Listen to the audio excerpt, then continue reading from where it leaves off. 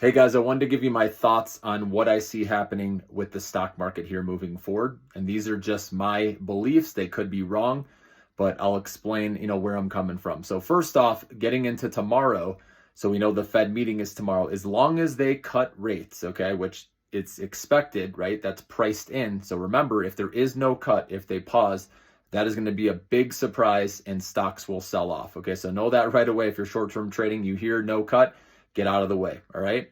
Now, if there is a cut as expected, but let's say the dot plot, right, shows maybe one less interest rate cut next year, maybe there'll be a little sell off at first. Okay. But I do believe that dip will get bought. I mean, ideally, let's hope everything's in line still with what they're saying for a couple cuts next year. But let's say they only say maybe one cut next year. I think it'll cause a sell off at first, but I think that dip will get bought. And then I do think it will climb through the rest of the year. Okay, with the Santa Claus rally, I do think that's going to happen. And then in early January, there could be some profit taking because a lot of people have made good money this year. So I could easily see that happening the first week of January. And again, I think this dip will get bought up because then we have the excitement over Trump's inauguration coming into office January 20th. I think Bitcoin and the crypto names are going to go up as we get closer to that. DJT, which is his, Truth Social company, I think will go up in excitement over that. Obviously, deregulation is why small caps, I think, will have another leg higher as well, as long as, like I said, that interest rate cut does happen at the meeting tomorrow, because that would be a total of 100 basis points of cuts over the last 3 meetings, okay? Which, even if, like I said, the dot plot shows one less interest rate cut for next year, it doesn't matter. These interest rate cuts are circulating through the economy. It's going to help, right, the small businesses and consumers. And that's why I like them to continue to outperform, because remember, the small cap stocks were left behind for many years, guys, when interest rates were going up, right? Because these companies have to raise capital at these higher interest rates. So they've been beaten down. A lot of them still haven't recovered. And that's why I do think, like Tom believes, that the small caps could outperform, through spring or even into summer, next year. All right. So I like playing the small caps still, but I like to play with profits still to make sure, right? If you get to house money, if you're up 100%, for example, I would take out personally my initial investment so I can't lose a thing. And then you can let it ride into the sunset, right? And see what happens. Okay.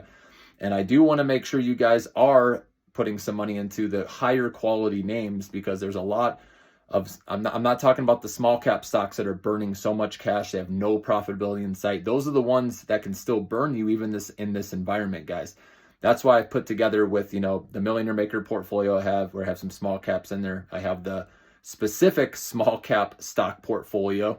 And these are all companies that I believe have good numbers, that they're heading the right direction financially. They're not just penny stocks that are, like I said, burning cash, not have any profitability in sight, things like that, that don't have any growth, right? So the ones I put obviously in my portfolios that, like I said, if you remember, you'll see are, the quality small cap names. And that's what I'm here for, obviously, to help you be selective with the good stocks out there. Okay, so make sure to become a member. If you're not, guys, it's going to benefit you tremendously. And again, the link is in the description in the comments section. Okay, but these are my thoughts. And like I said, with Trump coming to office, for deregulation, there's a lot of excitement.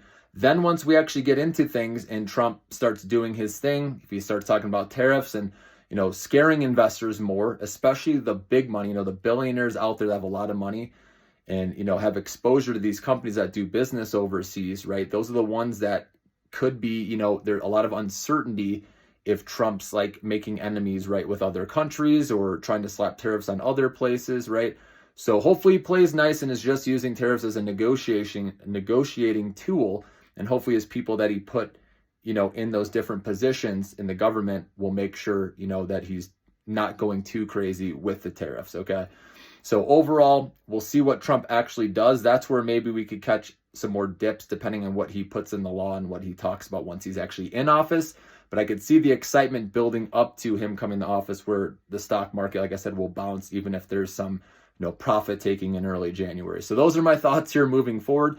But just know the small caps, they've been left behind for a while. Tom Lee, like I said, believes they can outperform for a while. I could see that happening as they play catch up. And like I said, if you're in the right names, right, that are moving towards profitability, those are the ones that can, give you some nice games. We saw like Upstart, for example, right? Or Xometry, these companies that I've recommended, right? They are quality names. They're growing nicely. They just got beaten up. They were oversold, after interest rates were going up and people left them for dead, and now they're making the comeback. Okay. So, I'm here to help you. I will give you those names. And like I said, when you become a member, you're going to see it all, guys. And it's really going to help you out. So hope to see you in there, and have a good night, guys.